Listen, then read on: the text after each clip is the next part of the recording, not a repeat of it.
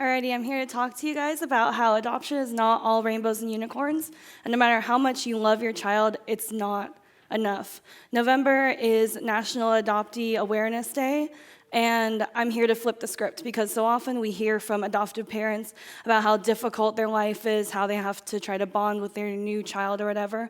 So I'm here to flip the script to empower other adoptees so that they can also share their stories. So when I was 3 years old, I was transracially adopted into an all-white family in North Scottsdale. And as many of you know, at 3 years old, you kind of already have your own identity. You're already being established as a person. But that completely changed when I got adopted into my family. So growing up, I experienced so much racism and anti-adoption sentiments from my friends who thought that it was okay to tell me that my real parents threw me in the trash, from kids who would pull their eyes back and squint at me, from my school who thought that it was okay to have a world fair and at the China booth to put 2 white kids in charge of it. Now that would have been fine if the food that they brought wasn't chopsticks and fortune cookies.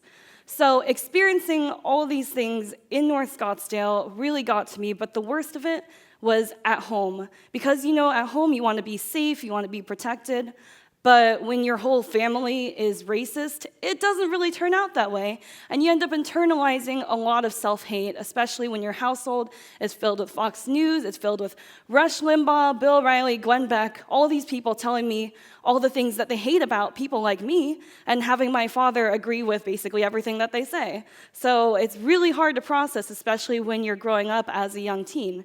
So, I grew up in this environment where I couldn't be myself, where my mother used to mock my face when I was angry by squinting her eyes at me, where my dad once told me there are only 2 races, there's black and there's white, and if you're not black, then you're white, which totally explains why he used to whitewash me in photos when I was younger. I grew up in an environment where I hated my skin color, where I hated how I looked. I wished that I had blonde hair. I wished that it was curly and bouncy, the cute little ringlets. I wished that I had blue eyes, where I accepted classmates making me drag them through calculus because they thought I was like that Asian smart girl that loved math. And I do love math, but I hated myself for loving math because then I just let my classmates completely use me. And so all of these experiences, all of these racism, facing all this racism, it just really got to me. I started getting into colorblind ideology. I started thinking that if I don't talk about the racism that's happening to me, then maybe it won't hurt me as much.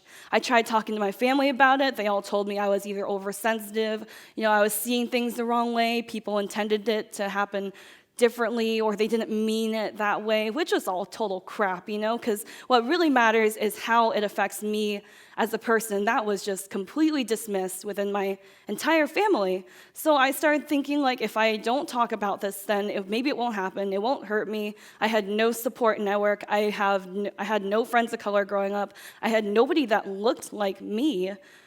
People told me that I looked like my mom, but they were just saying it to be nice because we look absolutely nothing alike, which is, ridiculous. Look at that. It's ridiculous, right? Who says that I could look like her? Not that that's a bad thing because she's beautiful, but So I, got into that really harmful mindset, and I became one of those people that pandered to the rest of my classmates. I became one of those people that was okay with making racist jokes about myself because I wanted to fit in.